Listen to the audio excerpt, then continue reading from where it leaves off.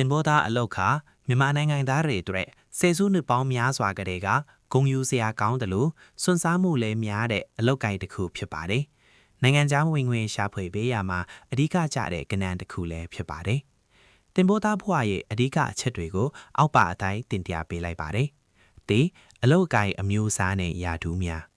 တင်ဘောပေါ်မှာအဓိကအားဖြင့်ဌာန၃ခုခွဲထားပါတယ်။ဂုံးပါဌာန Deck Department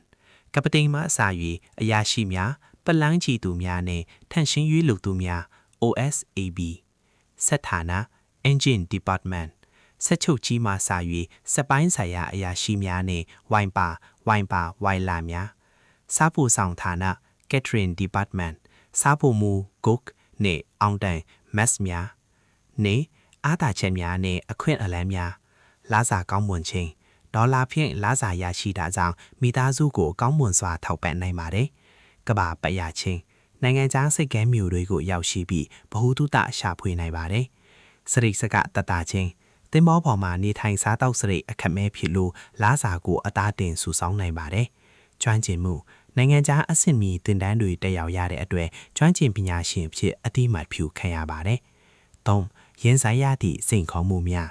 မိသားစုနှင့်ဝေးကွာခြင်းအနည်းဆုံး6လမှ9လအထိပင်လယ်ပြင်မှာနေထိုင်ရတဲ့အတွက်အိမ်လွှားနဲ့တန် homesick ကိုခံနိုင်ရရှိဖို့လိုပါတယ်။အန်ဒရေမြချင်းတဘာဝဘေးအန်ဒရေမုန်တိုင်းပင်လယ်သားပြားအန်ဒရေနဲ့လုပ်ငန်းခွင်ထိခိုက်မှုအန်ဒရေတွေရှိပါတယ်။ကျန်မာရေးနေမကောင်းဖြစ်တဲ့အခါကန်းနီးမှသာဆေးကုသခွင့်ရတတ်ပါတယ်။စာရွက်စတဲ့နဲ့ဗီဇာ CDC Continuous Discharge Certificate passport နဲ့နိုင်ငံခြားဗီဇာတွေကိုအမြဲတက်တန်းရှိအောင်ထိန်းသိမ်းရပါတယ်။၄တင်မောသားဖြစ်ရင်လိုအပ်ချက်များ